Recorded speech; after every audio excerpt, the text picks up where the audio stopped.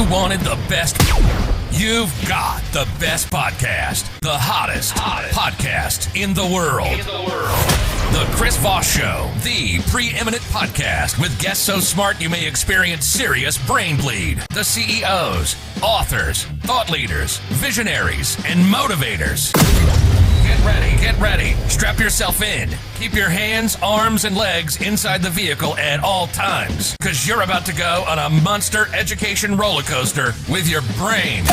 Now, here's your host, Chris Voss. Hi, folks. It's Voss here from thechrisvossshow.com.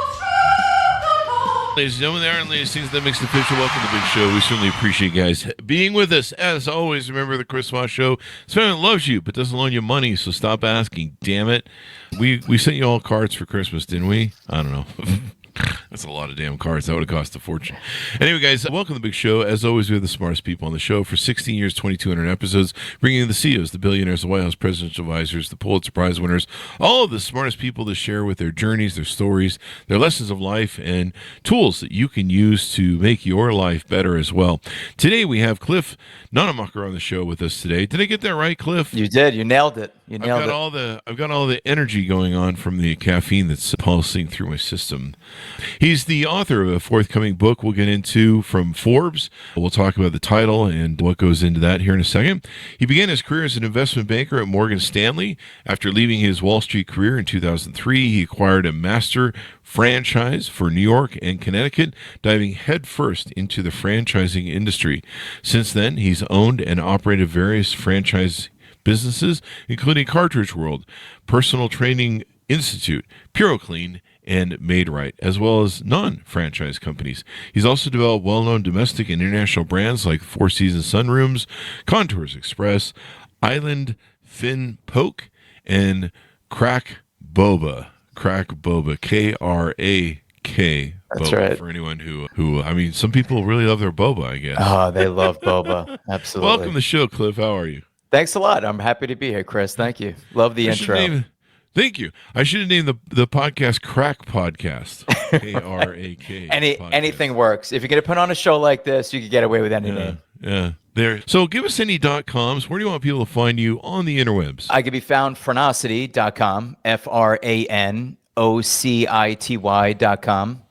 We also have a podcast where we only interview founders of franchise brands. That's Pursuit of Profit on all streaming services. And yes, we have a book coming out second quarter. It's Beyond the Brand. And we're excited about that. Yes, we're working with Forbes and lots to talk about. Beyond the Brand with Forbes. I mean, I've heard of Forbes. They do some interesting things over there. I remember I grew up reading a lot of my father's old books, and he had these old records too, these old sales records from the early Nightingale era, Earl Nightingale. You know, he had records of some of those early folks, Napoleon Hill, who did Acres of Diamonds and stuff. But I remember something, Alan. But I remember one of the things he had was, it was the original Forbes guy who established the Forbes empire back in the day, the great-grandfather, I think it was. And he had a book that I read that just was amazing. It was a great book. I should go find that book and reread it because I probably need it at this point. So tell us about your book. Give us a 30,000 overview of what's inside this new book coming out on Forbes. Yeah, the book is about mainly how to navigate this process, how to overcome fear, right? How to engage properly and do a proper degree of due diligence on a brand. I mean, a lot of people lack discipline when they invest. They don't do an adequate amount of due diligence. They don't speak to the right people. They don't close the loop, if you will, on the due diligence phase. So it just teaches them fear is paralyzing, and fear has killed way more dreams than failure ever will. And a lot of people are just paralyzed. They can't get there. They just can't seem to get to a place where they have the intestinal fortitude to move on, buy the business, execute the model, and hopefully create wealth. And unfortunately, so many people just hold themselves back. So the book is really about fearless franchising, engaging with the right people, looking at the right brands based upon the investor's objectives, right? Not what the brand wants, not what the consultant wants, not what the broker wants, but what you want. Like, what phase of life are you in? What are you willing to invest? What do you need to earn? What's your day-to-day involvement? What are your background and skill sets? Are you an engineer or a salesperson from pharma? Who are you? I just think that the matchmaking process is art and science. And I think the book is really trying to help people just get there in their mind and cope with fear. You wouldn't believe how big of a role fear plays in this whole process that I'm in. I've been doing this 20 years and I've watched one deal after the other die, and people will never tell you it's fear. Fear manifests itself in all these different ways, typically blaming the spouse who's never on the call or blaming an advisor instead of just saying, I don't believe in me. That's the reality. I don't believe in me to get the job done. Therefore, I'm out. That's sad. Yeah. I mean, a lot of people, it's being an entrepreneur is kind of a skill set. I don't think I ever really had a skill for it. I just kind of fell into it and it was sink or swim. So you're just like, well, let's make this work. I'm still trying to do that after 57 years. Learning where you're at, kind of, I suppose, if you're an engineer, you're kind of very left brain, logical reasoning, you may want to hire some creative people to help you balance out, or vice versa. There's a lot that goes into it. So why do you love franchising so much? I mean, that's kind of your brand. Yes, you love finding the right businesses for franchising as well. Why is franchising something you prefer? Maybe, I'm just putting words in your mouth or assuming, but why do you prefer that over maybe just doing your own startup? Great question. I don't think any brand hanging their own shingle can, as one location, whether it's an acai bowl place or it's a yoga studio. I just don't think that you can compete with the scale of economy that franchisors bring to the table. I also believe that a person that goes out on their own independently may be more entrepreneurial and have the skill set you were just referring to, where in franchising, if you can just follow a proven system, you don't need to be entrepreneurial. And people always use the word I'm an entrepreneur. If you're a franchisee, you could just be a displaced executive. You could just be someone that always wanted to be self-employed, but maybe doesn't have the business acumen to invent an idea, invent an Uber, invent a new food concept called, Outback or something like that. You don't have to be an inventor. You don't have to be a visionary. You have to want to belong to something larger than one, leverage collective intelligence in a group. That's the beauty of franchising. If you're ever looking for answers to the test, like podcasting, where does Chris Voss go for answers to the test? In many cases, podcasters are alone. They look at other people's success. They try and analyze their success. They try and look at how they position themselves on social media. But in franchising, Chris, I could go call 100 different people across the country, Utah, California, Oregon, Washington, Texas, Florida, and say, hey, how are you staffing your managers?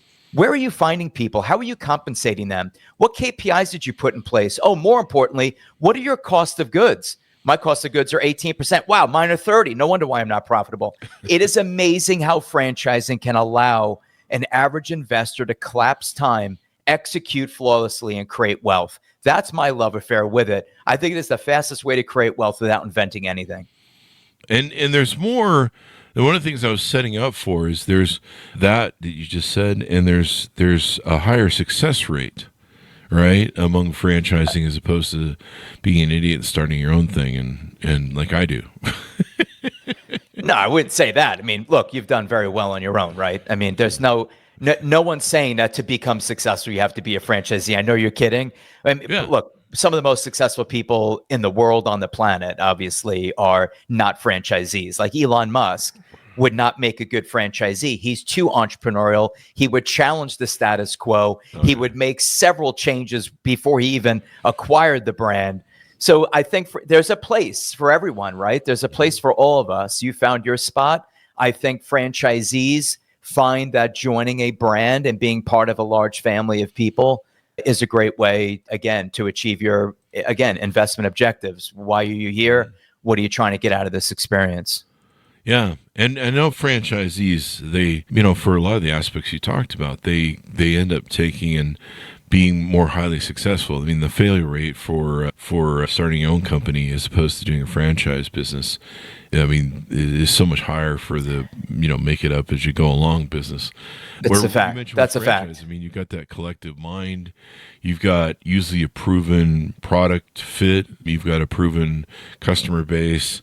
It's just about replicating at a certain point original success. And so you're not redesigning the wheel, as it were. And so for a lot of businesses, especially if you're making something that's kind of unique or innovating a product, it's kind of unique. There's a high amount of risk to it because, you have to make it up as you go along. You have to figure it all out. And, somebody's already done that work with a franchise.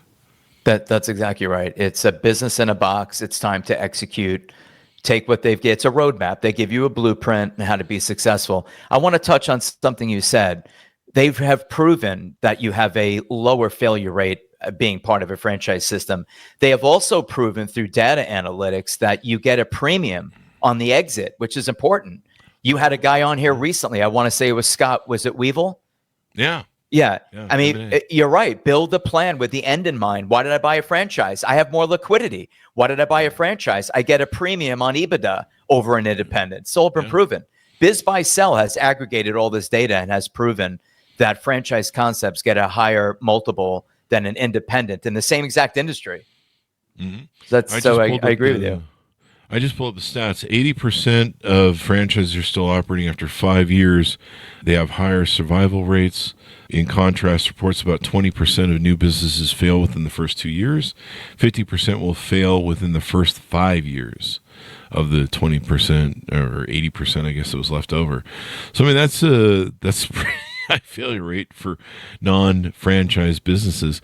So tell us a little bit about your journey. How did you grow up? How did you get the entrepreneurial spirit and bug? And what were some of your influences that got you down this road? I grew up in Long Island, New York. I knew as early as I can remember I wanted to be self-employed.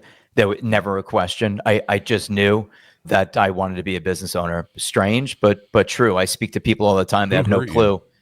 Well, I'm sorry? Who are you? Yeah. No, I love it. I think it's the best life ever lived. I really do. It really is. It is. I mean, I look at people standing on train platforms at 4:30 in the morning, eking out barely a six-figure living. And man, because I grew up in New York, so I've seen these people on the train platforms in the snow, in a train that, by the way, is never going to come, and then get on the train to be harassed by some guy that doesn't have a job. Like, I don't know. I just think there are way easier ways. Let's not talk badly about me on trains, okay? Come on now. I harass those people on purpose to make sure they appreciate what they have. That's it. It puts it all in perspective. Yeah, it's a life that I always wanted to live. I was entrepreneurial as young as I can remember. I used to rake golf balls out of ponds and sell them back to golfers, clean them up. I did all the normal things you would do as a kid, right? Whether you're pet sitting or you're raking leaves or you're shoveling snow, whatever I could do to make a buck and get my name out there and just stay busy. And I just loved it. And then, I became an investment banker with actually, it was Solomon Smith Barney. That is now Morgan Stanley. You said it right at the intro. And I ended up becoming a master franchisee, or as they say, franchisor for Cartridge World. And it's an Australian concept. As a master, I scaled about 36 units in New York and Connecticut, sold it, moved to Florida, and then continued my journey as a serial entrepreneur, buying different businesses. In total, 12, franchise, non-franchise, a combination of, created wealth through self-employment and franchising. I love the exit, by the way, because I think the exit is where you make the money. Cash flow is great, but when you sell the business you built to someone that doesn't want to build it, there's a premium that gets paid in that process. So I've enjoyed the whole journey. My business partner, Justin, and I have started by buying failure, which is a true testament, by the way, of franchising. So we started buying failing franchises, blood in the street, outright abysmal failures. And it was like, why would you want to buy this? Because you're not following the model. And we're going to buy it, pay you 10 cents in the dollar, and we're going to follow the model, and we're going to sell it for a nosebleed multiple. And that is exactly what we did. And in many cases, we took these businesses from hemorrhaging cash to six-figure net incomes annualized and sold them at a premium and then kept doing it over and over and over again, which led us, Chris, to creating Phrenosity, which is a franchise consulting company that advises the investor on what they should be looking at based upon their investment objectives, their risk proclivity, their time horizon, right? Their day-to-day involvement. Many people today want to keep their jobs and get a business on the side. So that's what we do now. We do it for free. Nobody believes free, but it's free. We're paid by the seller. We're paid by Okay. Our services are 100% free. So for anyone listening that's saying, you know what, I always wanted to explore this, didn't know where to get started right here, because there is zero obligation. And quite frankly, I tell every investor, you are not buying a franchise, zero expectation of buying. Just engage and see, is franchising an investment vehicle for you? It's just another asset class, Chris, right? There's art, there's stocks, there's bonds, there's mutual funds, there's real estate, there's franchising, there's crypto. We're another asset class that should be investigated. And I've met people over the years, like with our mortgage company, I remember one guy came in and he was very left brain. He was a math teacher. And so, everything had to follow rules and formulas. And I remember he came in and he wanted to take out a huge equity line to start his own business after being a teacher in math for 40, 50 years. He was about my age probably. And he retired, I guess. And I remember telling him, I go, I'm really concerned about what you're doing here, because I don't know that you have the creative mind to be your own entrepreneur and just do your own thing. There's a lot of times I've met people that I'm just like, I think it's great you want to own your own company, but this is a learned skill and you can burn a lot of money learning this skill. Oh yeah. It's kind of like, I don't know, trying to master the roulette wheel in Vegas. Right. Yeah, you thought student loans were bad. Right. Take an SBA loan. Wins. Yeah, the house always wins. And so franchising is so much more easier because it's almost turnkey, right? Pretty much. Think about every area of starting the business, right? Let's start with site selection. Done. They already know what a sustainable market looks like. Let's call it a 3-mile radius, 40,000 houses making 75 grand a year, household income. Check that box, right? So it's like, well, what size? Well, we don't want to exceed 1,200 square feet. Keep going. What else? It's all laid out. What about the architect? Done. Have one. Site selection, real estate negotiation, already in-house. How about the grand opening support? We're going to start the grand opening once you sign your lease and the place on. So yes, everything is designed and everything is laid out in that blueprint, that roadmap for the buyer. Again, execution is everything. I think execution is everything regardless of franchising. Yeah. And I am amazed at how many people really can't follow a proven system. They can't follow basic instructions. Just look at society. It's like, really? Yeah. I always scratch my head and I'm like, man, like that's pretty basic. You didn't even get that fundamental down. So in franchising, it's all about execution. Definitely. I can see on your website, you offer several consulting services, finding a franchise opportunity that's right for you, franchise agreement review, make sure that, I like that, you review it before you sign. There can be some pitfalls in franchising where, I don't know what they all are. You probably have a better feel than I do. But I'm just going to toss it to you. What are some pitfalls in franchising? Sometimes they want you to redesign the whole building every year or something. Like, hey, we got a new lookout, and you're like, we have to buy new signage and new logos and everything. And we're like, we just did that like 2 years ago, didn't we? I don't know. There's some places I see, like fast food places that you're like, Jesus, how do you keep up? Right. You're right. Those comments are brick and mortar, right? So those are going to be your retail, physical location brands that are going to put language in there. Not every year. I understand what you were saying. Not every year. Yeah. Maybe within the decade, because most franchise agreements are 10 years with an option to renew. And maybe on that renewal, the brand says, hey, your sign still says Kentucky Fried Chicken. Like, we haven't used that name in many, many years. We're KFC now after fried became a very bad word many, many years ago. So brands true up, right? Look at TWA and Transworld Air, and look at Pan Am and all these brands. They were very geographic specific. Look at Southwest Airline. It's like, do you do more than the Southwest? Yeah. Sometimes there's an unintended consequence to the name of a business.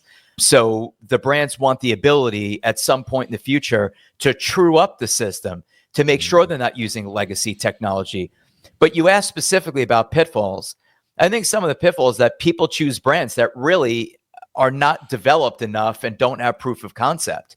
Be very careful looking at brands with a handful of locations, especially if it's in a specific geography. You know, a brand that's successful in Manhattan, that doesn't say anything to me that it's going to work in Naples, Florida, or, you know, or Houston, or like, these are certain outlier markets that have a massive humanity, a ton of discretionary spending. Will that model work in these other middle America areas?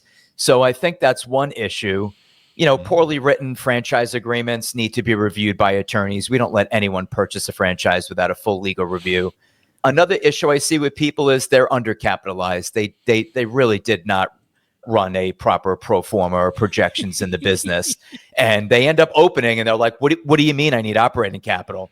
It's like, you needed $300,000 to open the business. Now you need to keep the lights on, pay rent, pay staff, cost of goods, advertise. So I think a lot of people really shorten their runway of success by being really grossly undercapitalized. These are the things that we address as consultants to make sure that our clients don't end up a statistic, because I don't want to see anyone fail. Yeah, and most franchisees, you know, they're set up to have a great support team. You know, having, you know, for me, any company that I've ever started, there's very few people I can call for help. Usually, the only people I can call for help are my competitors, and they're not going to give me. That's right. Hey, we're trying to figure out how to square this, how to round off this square, to get this widget to work. Can you tell me how you made yours work? Oh, that's right. Yeah, good luck. Hello. Right.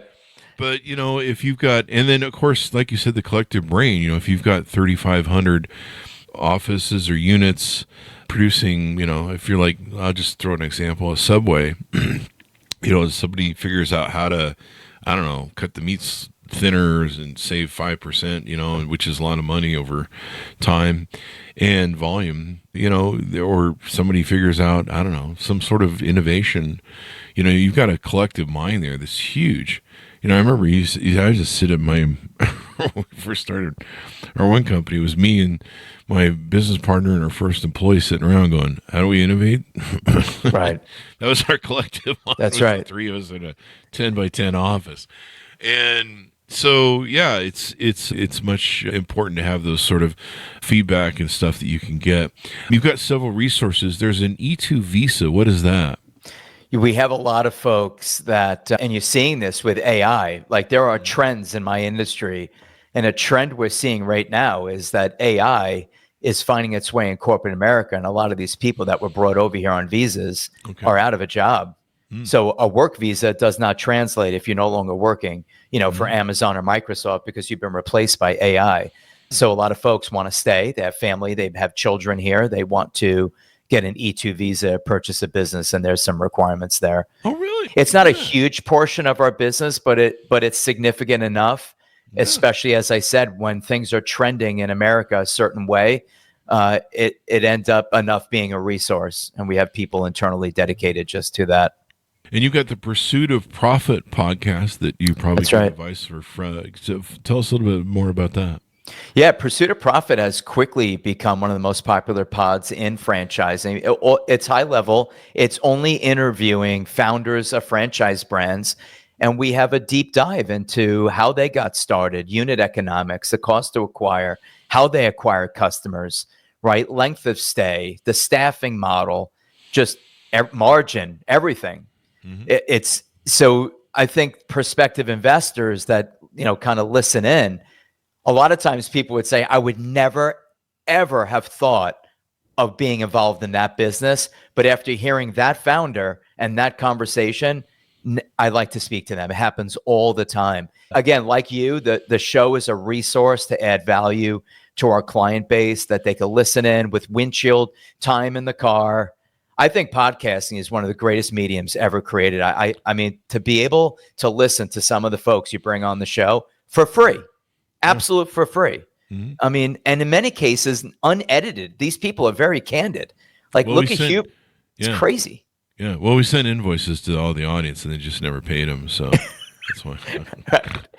It's a great resource. It's a lot of mail that we send the invoices to, but no, it's you're right. There's great stuff in podcasting what we could do there. So why should you use a franchise consultant like yourself to purchase a franchise? I notice one other thing you also do is you give consulting on franchising your business if you have one as well. That's right. Yeah, matter of fact, right before this call, I was having a conversation with a guy that, created a concept out in California. And the headwinds in California and how and it's like, listen, we've become pretty good at hedging California risks. I mean, the risks right now are unprecedented, and my heart goes out to these folks, what's going on in California. But just speaking about business in California, there were headwinds prior to fires. It's just a business unfriendly state. And it doesn't mean you don't do business. It means that you learn and align yourself with professionals that know how to hedge, mitigate, and overcome some of these risks. And we've been, quite frankly, masterful at dealing with California, whether it's supply chain risk, rent risk, labor risk. I mean, they have employees in fast food making $20 an hour as a starting conversation. I mean, he's like the worst governor ever. He's not trying to build anything. Obviously, he's not trying to build anything. It's just bizarre what goes on. Every decision out there, I feel like it's missiles and missiles defense. And California is a very large part of our practice, very large part. It's highly populated, has a ton of capital, right? It's a beautiful state. Say what you want, but it's a beautiful state. I'm very critical of it because I don't like the business risks in California. Yeah, hopefully they'll look at. I mean, they've got right now. For those of you watching this 5 to 10 years from now on YouTube, we're at January 2025. We just had a horrific fire. The Santa Ana winds and wiped out large parts of LA and LA. Let's put it as LA, but hopefully they're going to look at some of their building codes, maybe their business codes. They're talking, about how things need to be streamlined so that things can get back to normal sometime in the next 5 years. But yeah, it's a crazy thing. But you need an analyst like yourself to analyze these wins, right? You can't do this alone. I don't recommend it. There's 4,000 brands in this country, approximately 4,000. Wow. Most of them are not worth buying. Most of them have razor thin margin. I'm being candid. Yeah. Right? That's the beauty of working for the client for free. There's no BS. It's like, look, I'm working for free. Let's tell the truth. Let's get you level set.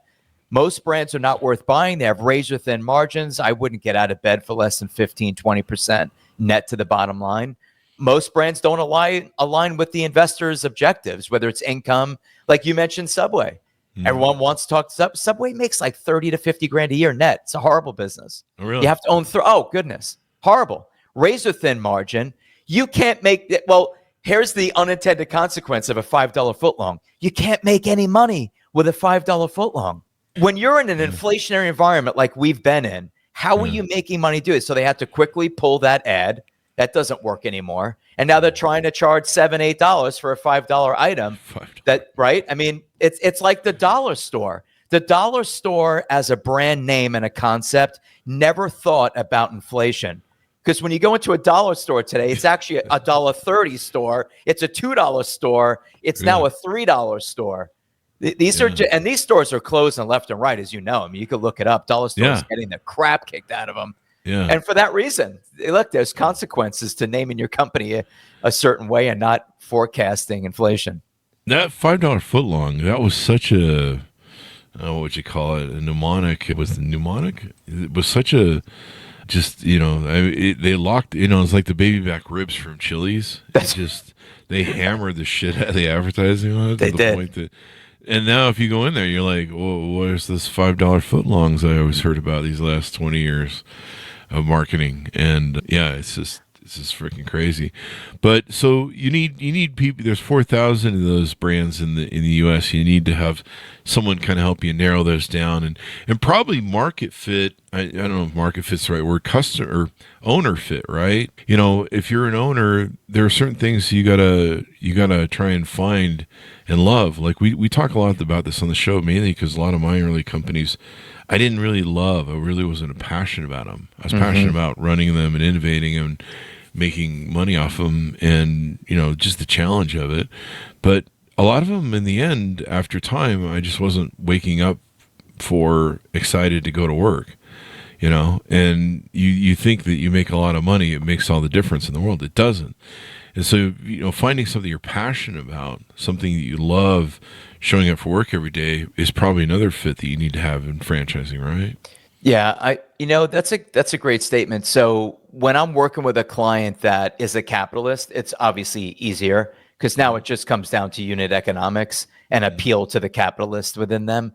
When the person comes to us and says, I've spent a career in law and I never liked it, I hated it. The next gig, I need to love, and I put emphasis on love, what I do. Yeah. It's a very because now it's emotion based, it's feelings, it's emotions. It's way more challenging. But then, you made a comment before too that reminded me of a lot of the things that we deal with in this business, which is a lot of investors will love a brand, but they will not love, and they do not have the skill set required to build it. Mm-hmm. So it's interesting how many people will love, let's say, signage. They want to make signage for Burger King, and they want to make corporate neon channel letter, box signs, that type of signage. Mm-hmm. And it's like, how do you feel about networking? Oh man, my hands sweat at the thought of it. It's like, how do you feel about selling and cold calling? They're like, no, I'm an engineer. Like, I'm a software engineer. I love the CAD. I love the design. I love all the technical aspects of owning a signage company. Yeah, but you don't like one thing that required to build it. And you could always see these disconnects, and that's what we advise these folks on. And again, the answer isn't don't look at signage. The answer is you need to put up more money now, because now you need to hire a salesperson. Your labor costs just went up because you're going to hire the skill sets you don't have. So the answer isn't always just walk away, look at something else. It's be realistic. You're not a salesperson. You're a social introvert that hid in a cubicle for the first 40 years of your career. Right? Yeah. You don't even really like people, but yet you want to be in a business to business enterprise. It's kind of weird, right? Yeah. We see it all the time with the engineers. They're everywhere. And these people are being displaced at an astounding rate with AI. Like, you wouldn't believe it. It's crazy what's happening. I'm seeing it. Crazy. It'll be interesting. And there might be some franchising opportunities, I don't know, in AI. One thing you talk about is people investing in investing in franchising versus real estate agents, or real estate, I should say, in franchise versus real estate. Talk to us about some of that. And I guess real estate agents make good franchise investors or franchisees. So when you look at when I'm working with a client, it's like, what brings you to us? I need to generate additional income. Mm-hmm. Right. I mean, Chris, you've seen this front row. We went from single family head of household, dual income. Now we need a third income stream. So you got two people living in a house, raising kids that now need a third income. I mean, and where do they get it? And there's I'd never brought that to the table. There's one solution to that problem: multiple income streams, multiple people, multiple income streams. That's right. It's going to have more wives. Right. So we advise them. It's like, well, what are you looking at? Well, we were going to do an Airbnb. It's more passive, and then they go on about real estate. Airbnbs right now are getting annihilated, and I think everyone knows what's going on in real estate right now. When you look at the cap rate, when you look at the return, and you look at the cash intensity of doing a deal like real estate, it's a massive investment. I don't care where you live. Real estate's expensive. You're either going into debt or you're putting up a ton of cash. Yeah. When you compare a real estate transaction and an annualized tenant compared to a small business, generating X revenue, 15, 20%, margin, by any measuring stick, the franchise is going to outperform the real estate play. And the reason that you made the comment about the realtors, the reason why I do like realtors to look at franchising is that think about all the components in a home when you touch a home. You have roofing, you have siding, you have window replacement, you have window treatments, you have paint, you have junk removal, you have landscaping, you have tree trimming, electrical, plumbing, like, my God, my head's about to explode with all of the spokes on the hub when you just say house to me, right? There's restoration, there's water, fire, mold, and biohazard. There's all sorts of issues that go on with a structure. Realtors are touching these homes multiple times a day. They're also telling people to have the home inspected before they buy it. Well, own a home inspection company or be invested in one. Or what is the number one, number two thing on a home inspection report? roofing issues always. Yeah. I mean, unless the house is new, there's a roofing issue. There's a cracked tile. There's asphalt issues. There's a gutter issue. There's an issue up in the roof.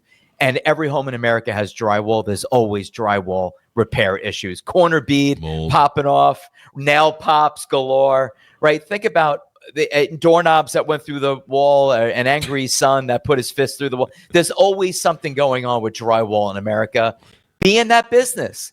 You know, like you could recapture a lot of revenue that realtors just keep giving away. Yeah. That's why I like realtors to just, you know, own little side gigs.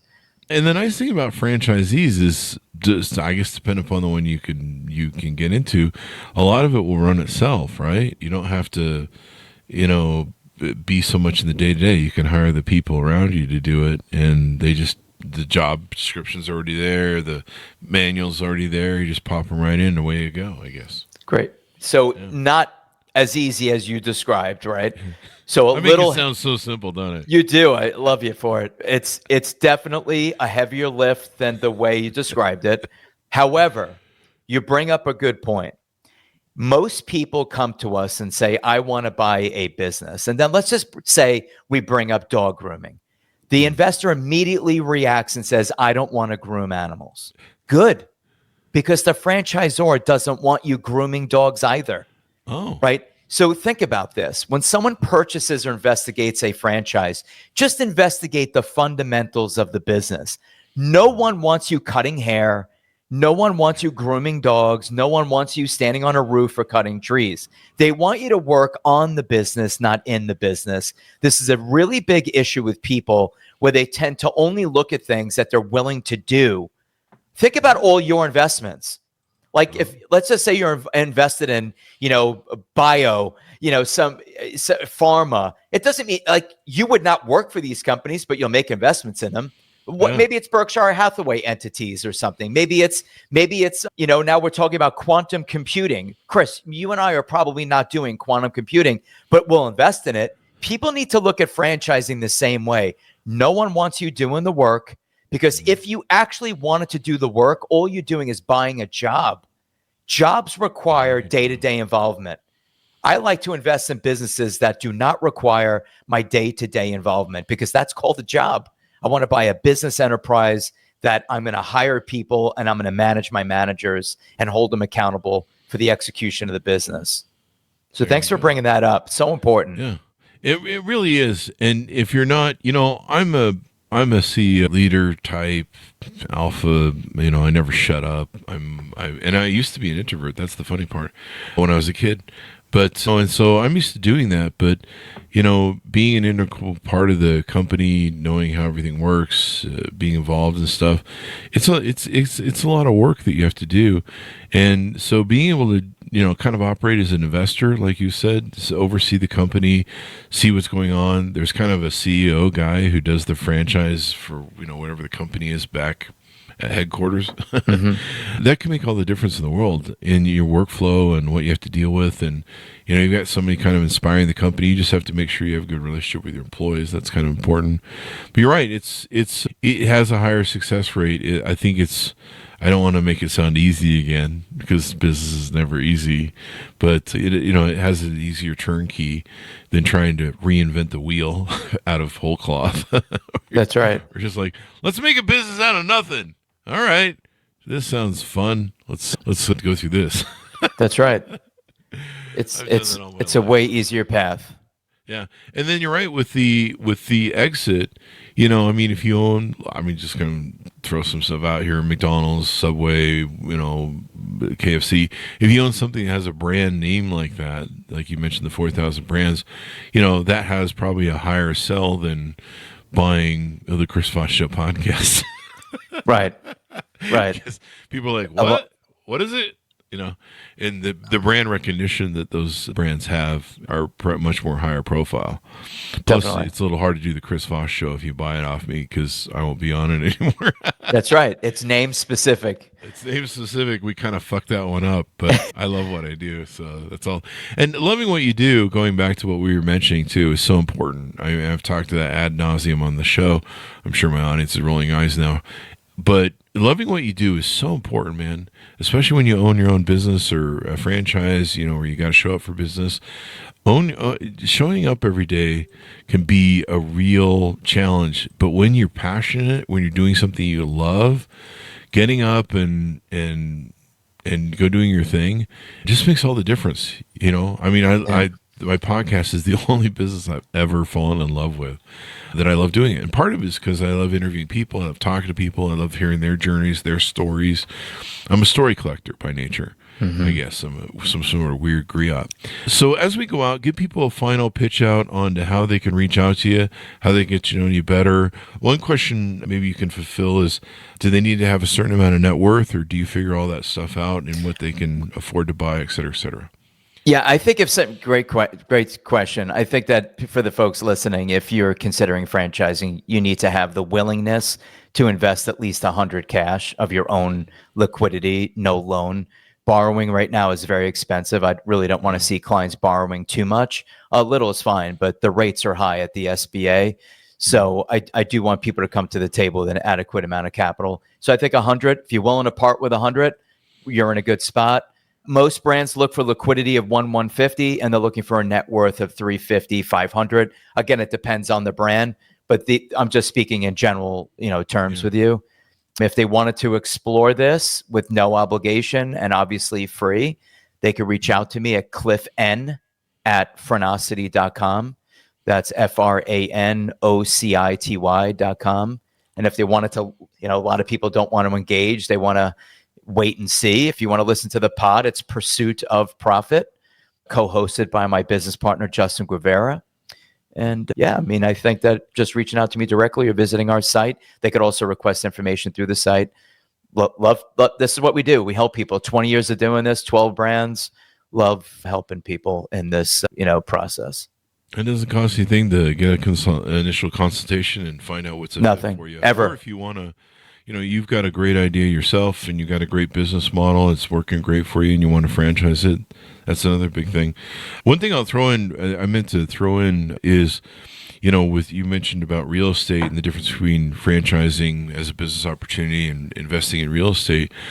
I think investing in real estate is going to become much harder over the next while with what went on with these fires. Over the last couple of years, home owners insurance companies have been pulling out of Florida. That's right. Texas and California because they're just tired of all the stuff we're seeing with climate change, and I think nationwide that's going to affect. I think more and more nationwide we're going to see fallout from that, where we're going to see. Just looking at the cost of 10,000 plus homes being wiped and stuff, and more often we're having these climate events. I think everyone's home owner's insurance is going to go up over time. It certainly has happened in the car business, so I don't see why. I'm in Florida, and I'm feeling it. And I've been here since 1988. I left for a little while for Cartridge World in New York, but the premiums, there's now subsidized by the state of Florida. We have Citizens, which is a state-run, carrier, is subsidized by the state. So I agree with you. And all these folks, they're going to end up with you. A lot of the Californians end up in Utah. I just purchased a place by you.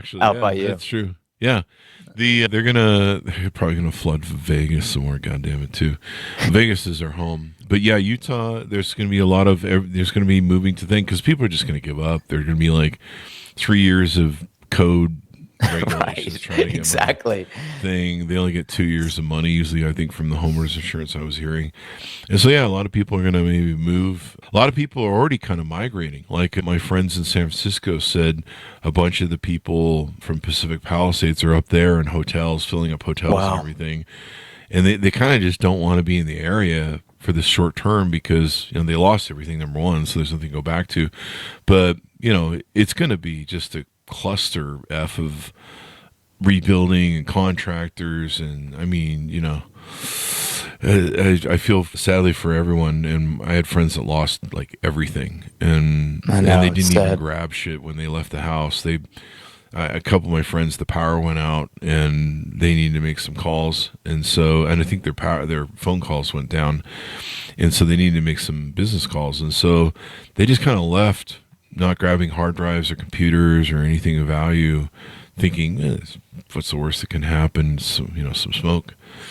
And they lost everything. So, yeah, I think there's going to be that migration. I think being in real estate, you saw in Florida I think one of the things that really impacted Florida was when that condo collapsed, right? That's right. And they started looking at all the other condos and their coding and regulations. They're like, holy shit, right. There's a whole lot more of these running around.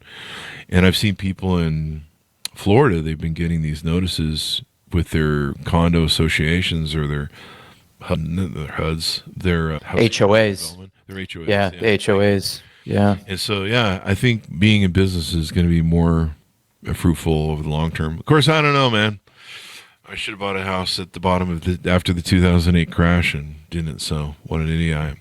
Well, it's been very insightful to have you on the show. Thank you for coming by. We really appreciate it. Thank you, Chris. I enjoyed my time with you. Thank you. Thank you. And thanks for tuning in. Go to goodreads.com/Chris Voss. Oh, and Cliff, let's get a plug-in for that book real quick. Give us the title of that.